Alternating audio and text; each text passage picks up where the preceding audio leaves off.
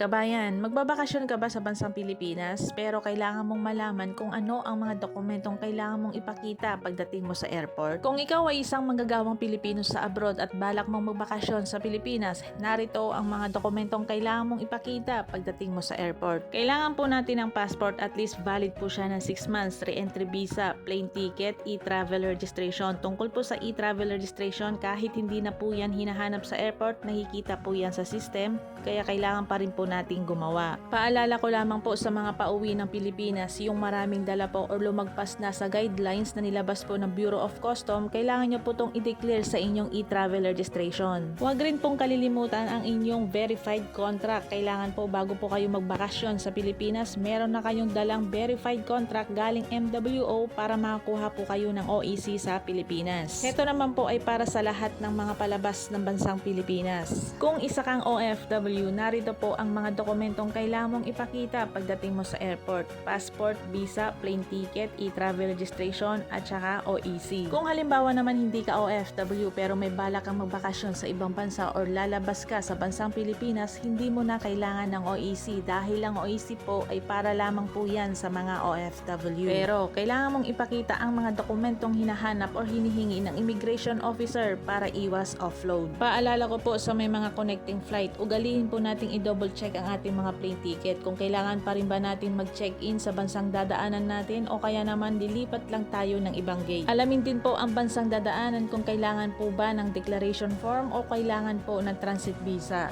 Ito naman po ay para sa mga OFW sa Saudi Arabia na nagtatanong po kung kailangan pa ba ng ikama pauwi ng Pilipinas. Hindi na po kailangan ng ikama pauwi ng Pilipinas dahil exit visa po ang hinahanap. Ang ikama po ay hinahanap po yan ng immigration para isurrender mo po ang iyong ikama. Kung halimbawa hinanap ang iyong ikama pero wala kang maipakita or maibigay sa immigration officer, wala pong problema dahil hindi po lahat ng mga OFW na galing Saudi Arabia at pauwi ng Pilipinas ay may ikama. Basta meron kang hawak na exit visa, ito ay sapat na. Paalala ko rin po sa mga Pilipinong nagbabalak na magtrabaho sa abroad o kaya naman yung mga gumagamit ng re-entry visa palabas ng Pilipinas, iwasan pong gumamit ng mga pekeng dokumento dahil hindi kayo makakaligtas sa mga immigration officer. Paalala ko rin po sa mga aplikanteng papuntang abroad, ugalihin po nyong i-check ang inyong agency sa website po ng DMW kung meron po silang job order, kung valid po ang kanilang lisensya. Paalala ko rin po sa mga baguhan yung paalis po sa bansang Pilipinas at magtatrabaho po bilang kasambahay sa bansang Middle East, kailangan nyo pong magtabi ng kopya ng inyong mga dokumento tulad ng passport, OEC at saka kontrata. Dahil pagdating nyo po sa abroad, kinukuha po yan ng inyong agency at ng inyong employer. Para po sa karagdagang katanungan, comment down below lamang po kayo para masagot po natin ang inyong mga katanungan.